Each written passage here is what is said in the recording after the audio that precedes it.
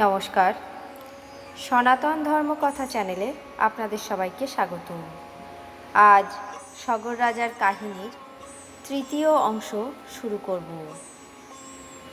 সগর রাজার মৃত্যুর পর তার নাতি অংশুমান রাজ্যের দায়িত্বভার গ্রহণ করলেন। তারপর গঙ্গাকে মর্তে ফিরিয়ে আনার জন্য তপস্যা করতে যাওয়ার উদ্দেশ্যে অংশুমান তার পুত্র দিলীপকে রাজ্যভার দিয়ে তিনি তপস্যার উদ্দেশ্যে রাজ্য ত্যাগ করলেন।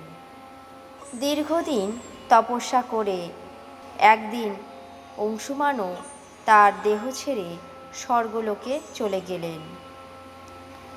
দিলীপ পিতার মৃত্যুর পর ভাবলেন যে সেই হয়তো পারবে গঙ্গাকে ফিরিয়ে আনতে মর্তলোকে।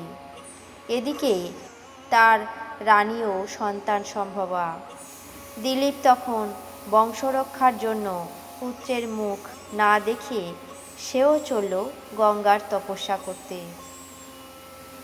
তারপর দিলীপের স্ত্রী একটি পুত্র সন্তানের জন্ম দিলেন। কিন্তু সমস্যা হলো পুত্রটি মানুষের মতো দেখতে নয়, ঠিক যেন একতাল মাংসপিণ্ড। ওদিকে ততদিন দিলীপও ব্রহ্মার তপস্যা করতে করতে আর সংসারের শোকে একসময় পরলোকে যাত্রা করলেন। ওদিকে দুই রানী সেই একতাল মাংসপিণ্ডকে নিয়ে বসে থাকে রাজ্যে আর বংশরক্ষা না হওয়ার বিলাপ করতে থাকেন। অযোধ্যার অমন সূর্যবংশ তখন প্রায় ধ্বংসের মুখে। একদিন মহারিষি বশিষ্ঠ জানতে পারলেন এই ঘটনা। রাজপ্রাসাদে এসে তিনি দুই রানীকে বললেন যে ঋষি অষ্টাবক্র যে পথে স্নানে যান সেই পথে যেন পুত্রকে রেখে আসে তারা। ঋষি অষ্টাবক্র কিন্তু যে সে ঋষি নন, সাক্ষাৎ বিষ্ণুর সঙ্গে তার সরাসরি সংযোগ আছে। তিনিই একমাত্র পারেন এই পুত্রকে মানুষের রূপ দিতে। মুনি বশিষ্ঠের কথা মতো দুই রানী একদিন ঋষি অষ্টাবক্রের স্নানযাত্রার পথে সেই মাংসপিণ্ড রূপ শিশুকে রেখে আসলো। অষ্টাবক্র মুনি স্নানের পথে সেই মাংসপিণ্ডরূপী পুত্রকে দেখে তার বড়ই মায়া হলো। তিনি সেই শিশুটিকে বর দিয়ে একদম সুন্দর একটি মানুষ গড়ে তুললেন। তারপর রানীদেরকে ডেকে বললেন যে এই পুত্রই একদিন হবে মহাপুরুষ। দুই রানী সে কথা শুনে খুবই খুশি হলেন। তারপর তারা ফিরে এলেন অযোধ্যা রাজ্যে। পূর্ণ মানুষরূপে রাজপুত্রের নানা ভাগে জন্ম হওয়ায় রানীরা তার নাম রাখলেন ভগীরথ।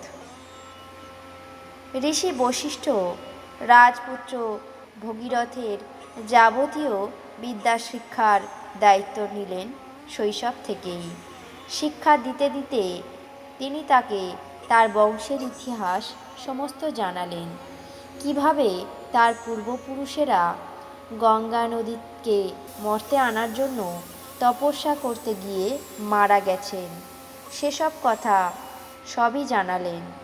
আর এও বললেন যে তার পূর্বপুরুষেরা গঙ্গাকে মর্তে আনার জন্য যে কঠোর পরিশ্রম দরকার তা না করে কেবল অল্প শ্রমে তপস্যা করেই গেছেন। তাতে কাজের কাজ কিছুই হয়নি। যদি কেউ গঙ্গা নদীকে মর্তে নামিয়ে আনতে পারে সে একমাত্র তুমিই পারবে ভগীরথ। তার জন্য যা যা শিক্ষার দরকার আমি তোমাকে সমস্ত কিছুই দেব। একদিন ভগীরথ তার দুই মাকে ডেকে বললেন তার শিক্ষা পূর্ণ হয়েছে, সে এখন দেবী গঙ্গাকে স্বর্গ থেকে মর্তে আনতে যেতে চায়। তার দুই মা অনেক দুঃখে তাকে কাঁদতে কাঁদতে বিদায় জানালেন। ভগীরথ বশিষ্ঠ মুনিকে প্রণাম করে অযোধ্যা ত্যাগ করে চললেন স্বর্গের দিকে গঙ্গা দেবীকে আনার জন্য।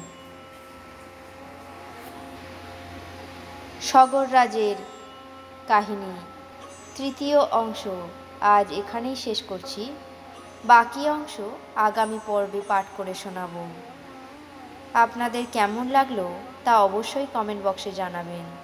চ্যানেলটিকে সাবস্ক্রাইব করবেন, লাইক করবেন, শেয়ার করবেন। ধন্যবাদ।